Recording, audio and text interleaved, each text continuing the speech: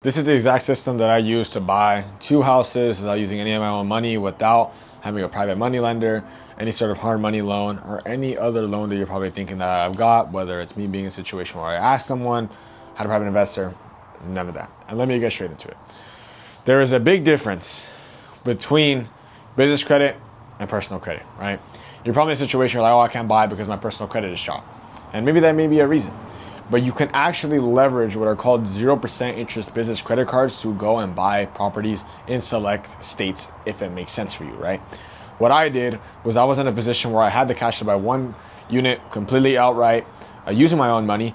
But what I thought to myself was, hey, look, like if I'm in a position where I could go and leverage business credit that doesn't impact my credit score, then I could go and buy 2 units, right? So what did I do? I got this card, 0% interest business Chase Inc. Unlimited card, right? This card had like $30,000 limit. And I was in a position where I still had the cash. So what did I do? I went and I did what's called liquidation of that card. And when you liquidate a card, all you are doing is converting it from obviously a credit to cash. And the way I did this was by getting my boy Alex to go and send me an invoice. I paid it, and then he went and sent me the money back via Zelle. For the larger amounts, you want to use a wire. If you are in a position where someone either you're working with that was willing to do that for you, if they do not have a seasoned Stripe account or a seasoned payment processor where they're processing payments for an extended period of time, do not do it with them. Do not open a brand new account and then process $5,000 because it will get frozen. Your money will get hold after held in their bank. It'll just be all bad. It'll mess up your timelines. You could use what's called a liquidation company. Liquidation companies or credit solutions are basically just going to convert it and do that, but at a mass scale with the right legality so it can protect you. Now, why do you do this? The reason why you follow the system, if it makes sense for you, is because you're in a situation where you can leverage the amount of money that you have existing, or if you don't have the money at all. We have a kid named Ricardo in our program buying his first unit completely off of business credit, even though he has the cash. Now, why is he doing this? Because you can move faster. Alongside that, it doesn't impact your personal credit score the same way that business credit does. That's why I was talking about the importance of knowing the difference. On the business credit side, you only owe 1% of what you borrow.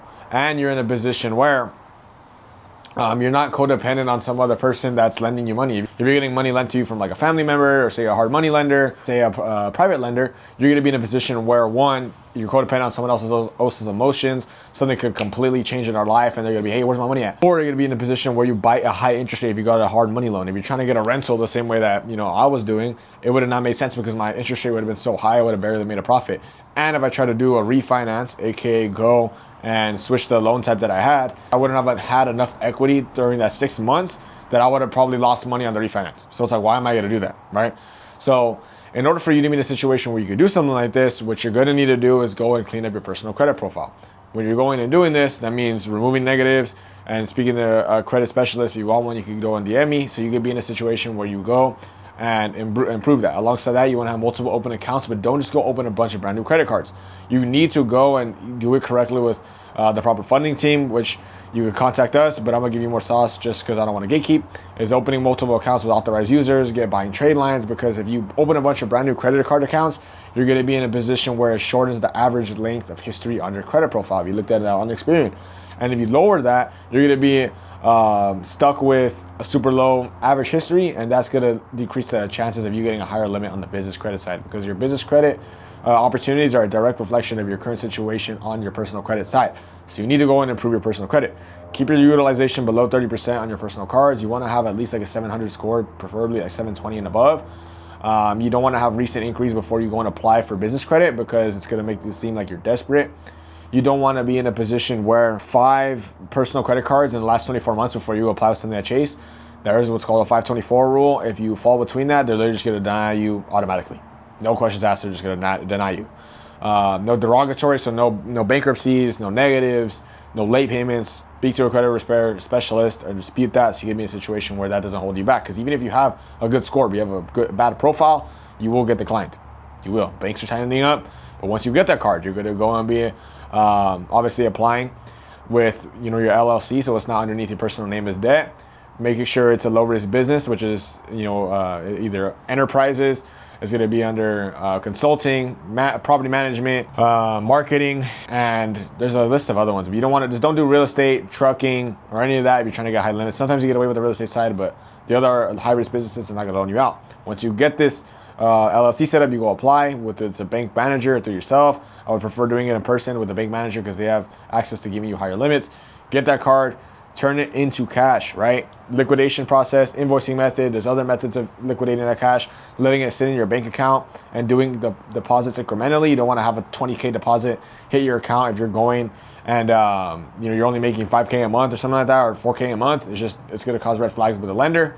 And then you're going to be in a position where, depending on the lender you have, you need to let your money sit probably like sometimes like a month, depending on the lender. Sometimes you can qualify like right off the rip, but you could attempt that. I would just say sometimes I would attempt it, and then if it ends up not working out, you have to wait a little bit, then wait and let your money season. The benefit of this is when you're buying out of state rentals, you don't need to have your money sit for 12 months, which would waste a 0% interest period. And somewhere like California, it is because they're trying to avoid people doing shit like this, right? Because it's basically a loan to buy the house, but you're in a position where it's a 0% interest loan. So like the cash flow is going to pay it down, and you're basically getting a free house if done correctly, right? That's what I did. Alongside that, once that money is seasoning and you're seasoning, or you're working with the lender on the DSCR side, you want to be in a situation where when you're buying a unit, you're calculating the profits that you're going to make off of the timeline you have on that card. So if you have 12 months, you're going to need to calculate how much profits you're going to make by the 11th month, because if you're in a position where you have to make what's called a balloon payment and pay off the rest of the card from your own cash, you need to be able to do that. If you cannot do that, then it may not make sense to go and full-fledged send with OPM, aka other people's money, just like the Chase card, right? That's what Chase card is. Instead, a better alternative was being the situation where you go and liquidate another card to cover that balance, and then after you do that, you go and save yourself from being in a situation where you go and have to pay interest on the card, because if you do that, it's probably going to be a relatively high interest rate, especially with Chase cards. So if I were you, is calculating off of that in terms of all of the expenses, which is putting in, appliances, down payment, closing costs, potential 1 month's vacancy, first month's rent to the property management, seeing if you get a high profit, do the return.